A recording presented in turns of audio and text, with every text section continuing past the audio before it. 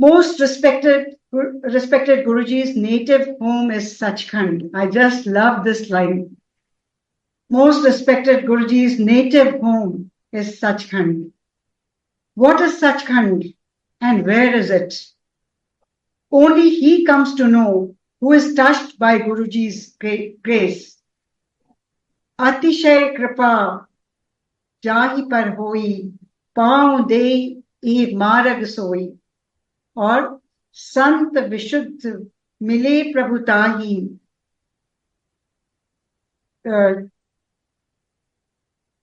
चरित राम कृपा कर जो ये थोड़ा सा इसमें मिसप्रिंट है. I'll just read the right one. एक बार फिर से पढ़ लेती हूँ. चरित राम कृपा, चरित राम कृपा, चरित राम कृपा, चरित राम कृपा कर जोई, हर जोई, कर जोई. ये मेरे को कर जोई. And it has been said that God resides in Sachkhand. Till here, should I read the next paragraph also? अगला paragraph भी पढ़ूं. The compassionate Lord sends his Mahapurush on a mission of mercy. The Mahapurush come among us and take a person on a 5-stage journey through Dharam Khand, second is Gyan Khand, third Sharam Khand, fourth Karam Khand, and finally to God's own mansion in Sachkhand. और उससे पहली line भी थी, गुरुजी is native of Sachkhand. और इसका बहुत elaborate Guru Nanak ji की teachings में इन सारे खंडों का जो वर्णन मिलता है, that's really amazing. And finally here is journeys and.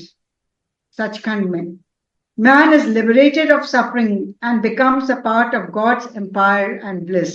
तो गुरुजी जो कहते थे कल्याण किया, और अगर हमें गुरुजी के दर्शन हो गए हैं, उस सचखंड के दर्शन हो गए हैं, और अगर हम उसको थोड़ा भी आत्मसात कर लें, so I think that would be really wonderful. That is the meaning hidden here. So I've read these 2 paragraphs. Would you like to comment here? पहले तो ये है जो ये 3 पैराग्राफ जो है उसका मैं केवल ट्रांसलेशन ही कर सकता हूँ, क्योंकि ये तो बहुत ऊंचे लेवल का ज्ञान है जो कि हमारे सर से भी के ऊपर से भी निकल जाता है. राम सिंधु धन सज्जन धीरा, चंदन तरु हरि संत समीरा. इसका मतलब क्या है? अगर ईश्वर समुद्र है तो महापुरुष क्लाउड्स की तरह है. अब क्लाउड्स कैसे बनते हैं? जब समुद्र से इवेपोरेशन होता है और के पानी ऊपर से वो पानी ऊपर लेके जाते हैं, और पानी में प्योरिटी होती है. That water in the clouds is in its purest form. तो अब जब ये क्लाउड ऊपर गए तो पानी नीचे आया, तो महापुरुष की कृपा जब हुई तब वो पानी आपके ऊपर आया. तो महापुरुष इज कैरिंग द, ईश्वर के पास तो समुद्र है, ईश्वर समुद्र के रूप में है, पर महापुरुष बादल के रूप में. तो बादल के रूप में है. अब आपका इमेजिनेशन, आपको थोड़ा सोचना पड़ेगा इसके बारे में, क्योंकि गुरु जी कहा करते थे सोचो, तो सोचना पड़ेगा. More you think more you will know about all this things. अब जैसे ये कहते हैं कि अगर ईश्वर चंदन का पेड़ है तो महापुरुष हवा है, जिससे चंदन में जो खुशबू है वो खुशबू वहां से लेके आप तक पहुंचा रहा है. तो महापुरुष, अब चंदन का पेड़ तो दिख भी रहा है, पर चंदन की खुशबू दिखेगी नहीं, आप केवल महसूस कर सकते हो. और चंदन की खुशबू को जो लेके आ रहा है वो उस हवा को आप केवल महसूस कर सकते हो, देख नहीं सकते.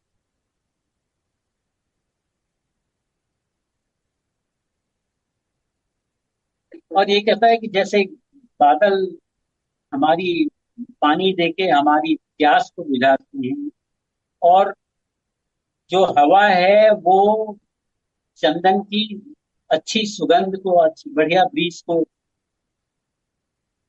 हम तक पहुंचाती है, उसी तरह महापुरुष क्या करता है? महापुरुष आपको गॉड से कनेक्ट।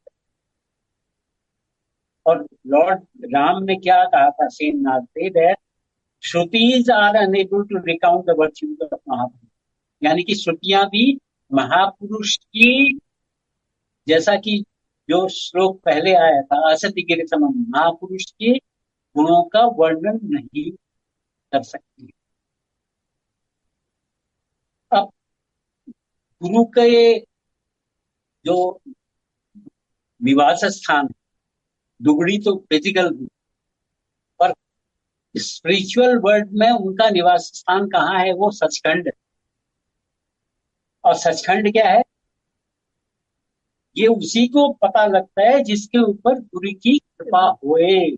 और वहां पे एक उन्होंने रामायण की चौपाई बताई है, अतिशय कृपा जही पर होई, पांव दे अहि मान सोई, महाराज जी। संत शुद्ध मिले प्रभुताही, चरित राम कृपा करजू। यानी कि जिसके ऊपर कृपा होगी उसे ही यह सचखंड का मूल रूप समझ में आ सकता है। और उसी प्रसाद जो निकालते थे वो सचखंड से। अब गुरु जी ये सचखंड का प्रसाद देते थे, तो सचखंड में हर एक कोई तो पहुंच नहीं सकता ना। प्रसाद देते थे गुरु जी, और बस हम सोचते थे कहाँ से आ गया, लेकिन वो उनका तो सचखंड का प्रसाद का मतलब होता था। कृष्णा बहन जी की शादी में कहते हैं कि गुरु जी के ने प्रोड्यूस किया था सारे बारातियों को, जो सो खिलाया गया था वो सब सचखंड का प्रसाद खिलाया गया था। तो गुरु जी तो कुछ भी कर सकते हैं और हमें दिखाते भी हैं पर। और वो हमने वास्तव में देखा है, जब सचखंड का प्रसाद गुरु जी देते थे तो हमारे घर में भी जब आए, हमारे घर में जब पहली बार गुरु जी आए थे जलंधर में, तो गुरु जी ने ऐसे करके हाथ किया, और वो एक ब्रिगेडियर साहब की लड़की थी, उनको उसने हाथ आगे किया। और आप जब नितिन जोशी का सत्संग पढ़ेंगे तो उसमें आपको ज्यादा उसके बारे में पता लगेगा। तो वो एक बोल मिश्री का जैसा था। जब वो हाथ में वो खुल गया, और उसके बाद एक एक कतरा गुरु जी ने हर एक को उसमें से दिया, और उसका एक कतरा जब मुंह के अंदर गया तो उससे पूरा जो है ऐसा लगा आपका भी पूरा ये जो है ना, right down your throat up to your intestine, it is all full of fragrance. यानी कि पूरी खुशबू ही खुशबू है। लेकिन तो हम वो सब सचखंड का प्रसाद, वो हम सब सिर्फ वो देख ही सकते हैं और कह ही सकते हैं कि वो सचखंड का प्रसाद था या क्या। लेकिन वो जो ये चीज लिखी हुई है कि कौन किसको ये कृपा मिल सकती है, कि जो सचखंड के बारे में तो कोई जान ही नहीं सकता, क्या सचखंड है, कहाँ से आता है, वो तो गुरु जी ही जान सकते। गुरु जी तो सिर्फ हमें दिखाते थे कि ये सचखंड का प्रसाद। और जो विधाता है, जिसको विधाता कहते हैं, सर्वोपरि जो, वो महापुरुष को इस संसार में भेजता है for a mission of mercy. और वो हम सब के ऊपर जो मर्सी हो रही है, वो गुरु महा विधाता की गुरु जी के थ्रू हमारे ऊपर कृपा हो रही है। तो विष्णु पुराण में भी तो क्योंकि हम पढ़ रहे हैं ना कि जैसे गुरु रूप में आके मैं इस इस कलयुगी जो पाप वाले पापी पुरुषों का कल्याण करने के लिए गुरु रूप में आऊंगा। तो भगवान खुद ही कह रहे हैं, तो भगवान उन्हीं को भेजते हैं गुरु रूप में। तो इसके बाद इसमें जो कि बताया गया है कि महापुरुष जो है वो आपको एक स्पिरिचुअल जर्नी में ले, क्योंकि महापुरुष क्या करता है? आप आते हैं, क्योंकि आपकी आत्मा कलुषित, it has got layers of dirt which you are accumulating, जो आप कई कई जन्मों से या कई समय से अपने ऊपर वो लपेट रहे हैं। और वो किससे आ रही है आपके अंदर? माया, मोह, अहंकार, लोभ, मोह, इन सब से आप अपने आत्मा के ऊपर लेयर्स चढ़ा रहे हो, तो आपकी आत्मा शुद्ध नहीं हुई। तो महापुरुष क्या करता है? आपकी आत्मा को साफ, कोई आत्मा तो साफ होती है, जैसे कि हमारे जीजा जी की आत्मा विशुद्ध थी, इसलिए उनको सबसे पहले को मौका मिला चरण दबाने का। और ये कोई सौखा काम नहीं था, पहले से गुरु जी को छूना तो बहुत, इसके लिए आपको आपके अंदर आत्मिक शक्ति होनी चाहिए थी, तभी आप गुरु जी को छू सकते थे, वरना नहीं छू।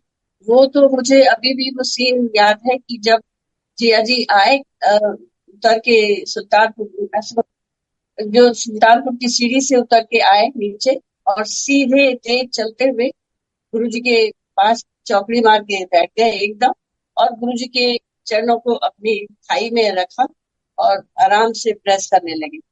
और गुरु जी बिल्कुल नॉर्मल, जैसे कि मैं तो इसको जानता हूँ बहुत अच्छी तरह, और मतलब उनका कोई इस तरह का नहीं था कौन बंदा आके मेरे चरण दबाने लग गया, बिल्कुल इस तरह का तो कोई एक्सप्रेशन था ही नहीं गुरु जी के मुंह में। तो यही कि जैसे वो तो उनको बरसों से जानते हैं, जन्म जन्मांतर से जानते हैं। ये तो मैंने साक्षात देखा। उसके बाद इसमें लिखा है कि जो जर्नी होती है वो अच्छा अभी हाँ ठीक। धर्म खंड, ज्ञान खंड, सरम खंड, कर्म खंड और गॉड का अपना जो निवास स्थान है, जिसको बोलते हैं सच। तो ये 5 स्टेजेस बतलाई है, यानी कि जब मनुष्य को का लिबरेशन हो जाता है तो उसकी सफरिंग्स खत्म हो जाती है, तो वो ईश्वर के इस एम्पायर की ब्लिस का भागीदार। तो इसलिए मोस्ट रेस्पेक्ट उसके बाद है कि पहले तो प्रॉब्लम्स की डिवोटीज की प्रॉब्लम्स। अब वो प्रॉब्लम्स क्या है? पहले प्रॉब्लम होती है physical problem, financial problem, and then it starts he starts taking, यानी कि आपको स्पिरिचुअल लिबरेशन की तरफ गुरु ले जाता है।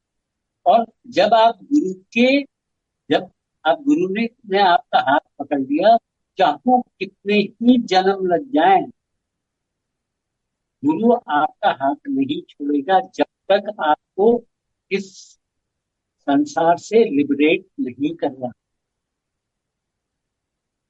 बशर्ते आप उनके जो आदेश हों उनका अनुकरण करें। और वो एक बहुत मुश्किल और बहुत डिफिकल्ट रहा है, जिसको करना बड़ा मुश्किल।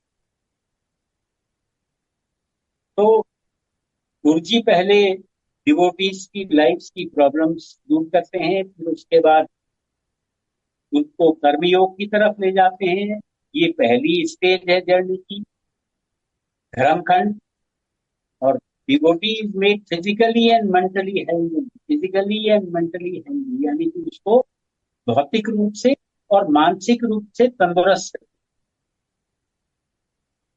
ताकि वो कंटेम्पलेट कर सके normal and supra normal objects में, फर्क जान सके जो नॉर्मल ऑब्जेक्ट्स हैं और जो सुप्रा नॉर्मल।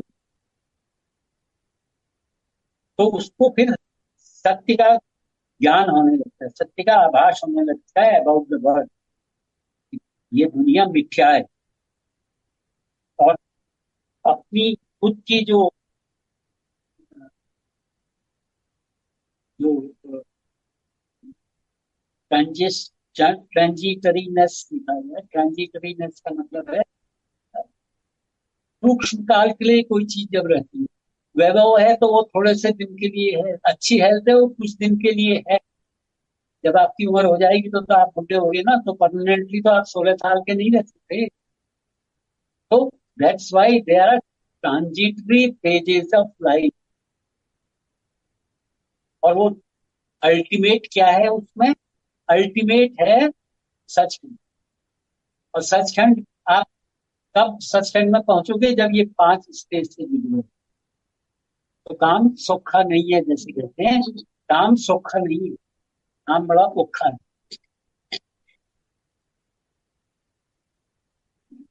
के बाद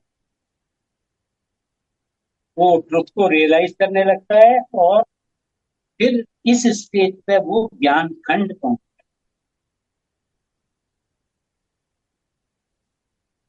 सीजलेस। Next para.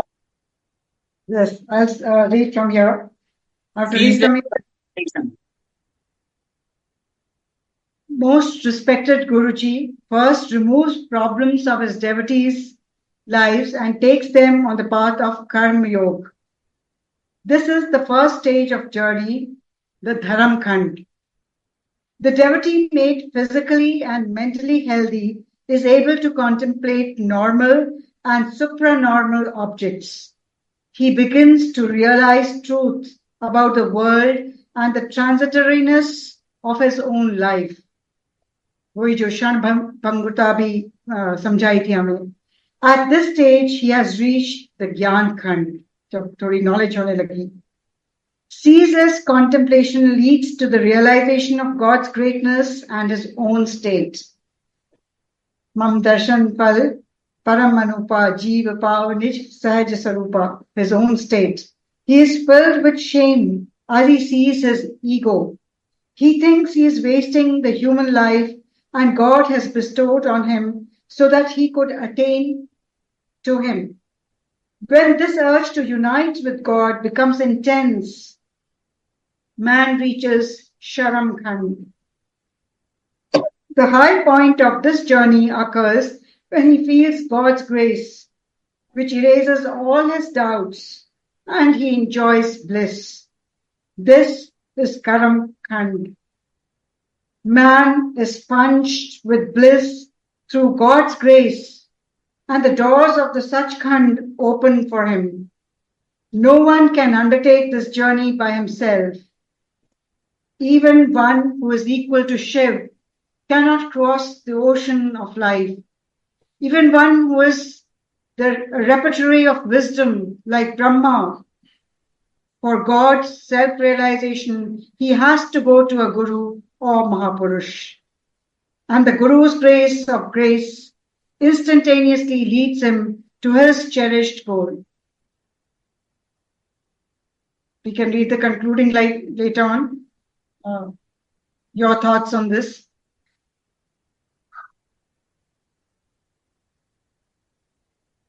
लिखा है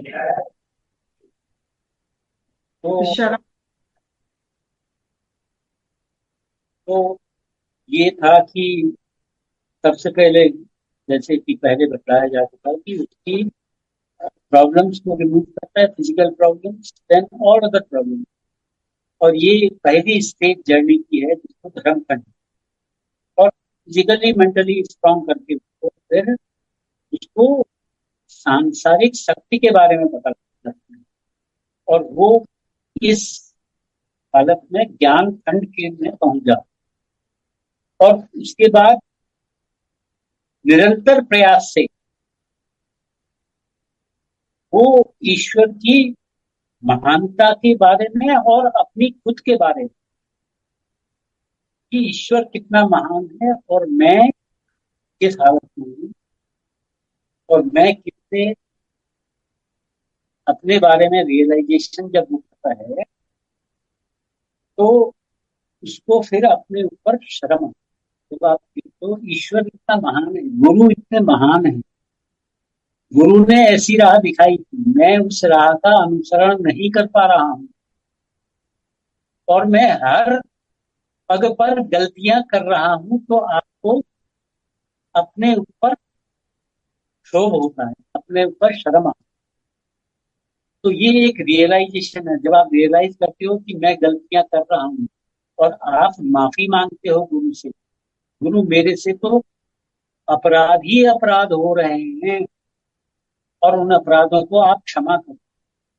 और आप रोज जब उन अपराधों को क्षमा मांगोगे तो कुछ दिन के समय के बाद आपको भी रियलाइज होगा कि यार ऐसा है कि मैं तो रोज ही क्षमा मांगता हूँ फिर भी गलतियां करता हूँ, मैं तो रोज ही क्षमा मांगता हूँ फिर भी गलतियां करता हूँ, तो मुझे ये गलती नहीं करनी चाहिए।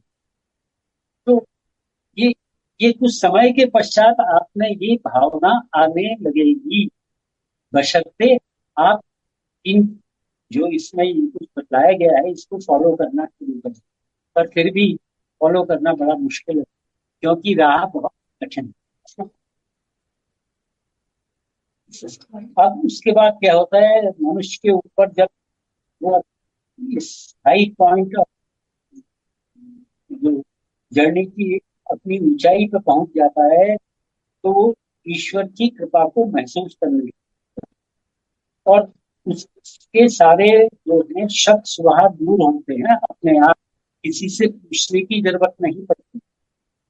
और दिस इज इसको कर्म खंड। तो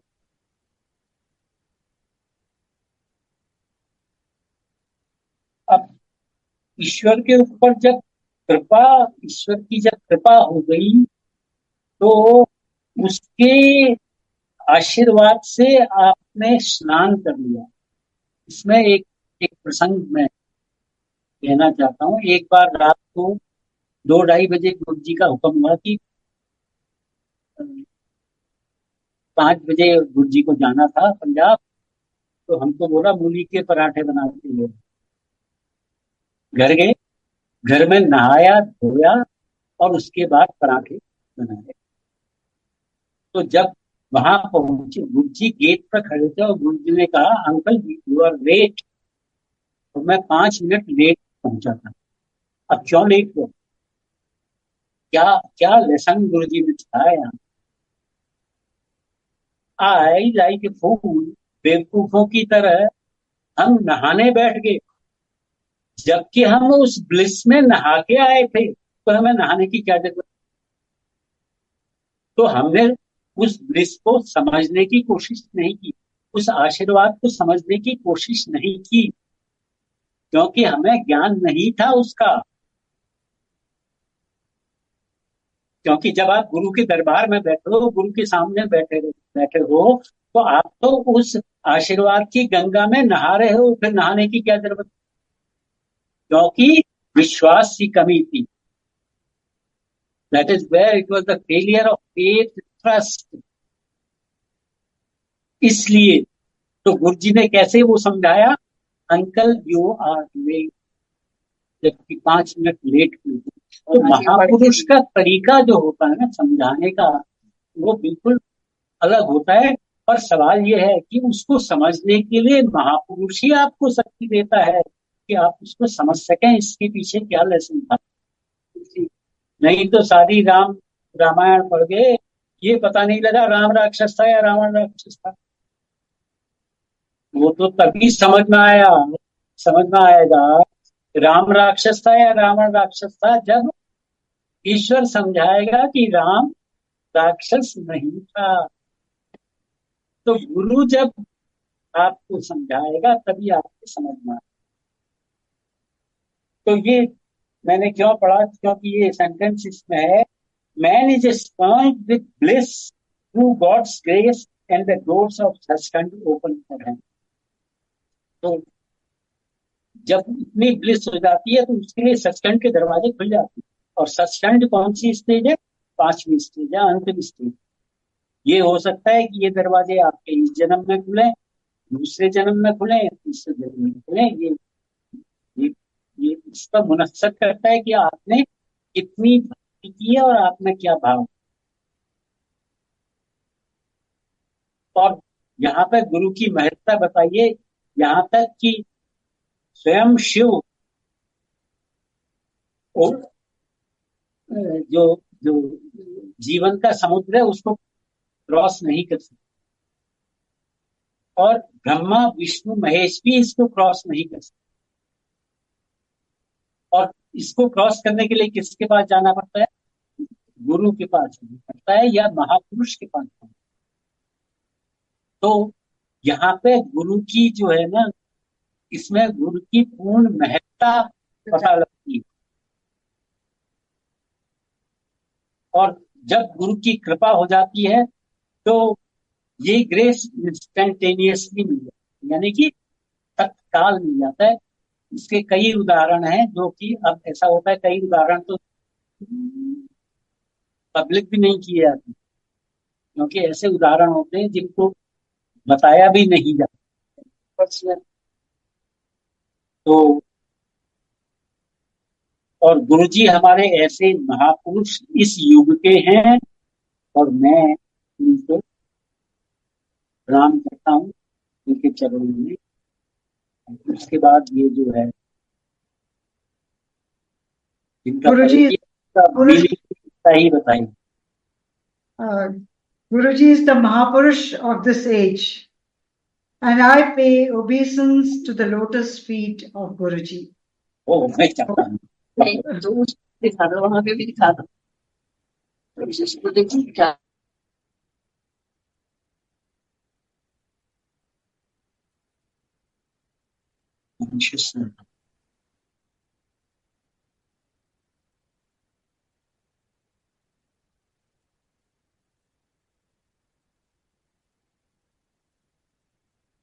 So Guruji is the Mahapurush of this age. I pay obeisance to the lotus feet of Guruji. उनको उन्होंने इस जो ये शीर्षक जिससे हमने शुरू किया था, गुरुजी बीइंग द महापुरुष ऑफ दिस एज, और जो महापुरुष हैं उनके क्या लक्षण हैं, वो क्या करते हैं, अभी हम उदाहरणों के साथ इससे बेटर क्या हो सकता था कि जोशी अंकल ने इसको हमको समझाया कि वो किस तरह के महापुरुष थे, कौन थे, और मेरे पिताजी ने इस सत्संग में किस तरफ के लिए इशारा किया था कि ही इज द महापुरुष of this age, and I pay obeisance to the lotus feet of गुरुजी। और मैं अभी शुरू में भी कह रही थी कि मैंने, पिताजी ने मेरे को बताया भी था कि मैं लिख रहा हूँ और जीतू को भेज रहा हूँ। उन्होंने पूरा सत्संग हिंदी में लिखा था, जीतू ने उसको इंग्लिश में ट्रांसलेट किया था, और मैं सोच रही थी अगर इसका हिंदी वाला वर्जन मिल जाता जो उन्होंने स्तुति लिखी है गुरुजी के लिए, तो वो कितना अच्छा होता है। मुझे भी नहीं मिला वो, असल में मेरे को भी मिली वो दिव्य आभा में लिखा हुई है, वो ये वाली दिव्य आभा में इसका हिंदी वर्जन है, हिंदी वर्जन लिखा होगा। अच्छा अच्छा लिखा था। अच्छा, तो वो मैं उसका इंग्लिश वर्जन यहाँ पे अभी पढ़ देती हूँ, क्योंकि मेरे पास हिंदी वर्जन है नहीं। तो उसका भाव ये है, टू दाई लोटस फीट। और इस समय तो मेरे पास मेरे मन में वही चरण आते हैं जो जोशी आंटी आप लोगों के घर में जो गुरुजी के वो चरण रखे हुए हैं पूजा में, जो वो बिल्कुल गुलाबी से चरण गुरुजी के जो हैं, और बिल्कुल लोटस के पेटल्स के समान वो चरण लगते हैं। तो आइए हम सब भी मिलकर के ये वंदना कर लेते हैं, टू दाई लोटस फीट। और मेरे को अभी भी याद है कि पिताजी जब महिम्न स्तोत्र गाते थे या नमामि शमीशान गाते थे,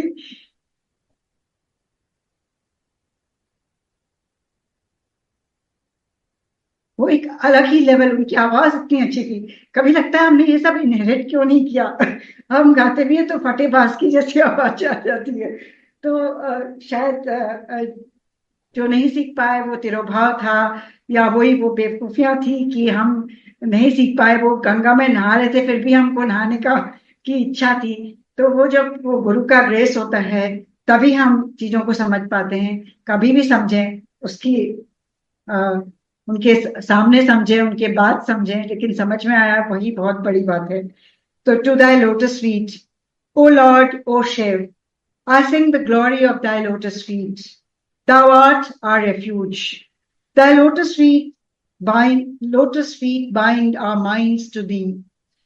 They cut through the worldly snare of Maya and gift your devotees their cherished goals, like the wish-fulfilling tree. O Lord, O Shiv, I sing the glory of thy lotus feet.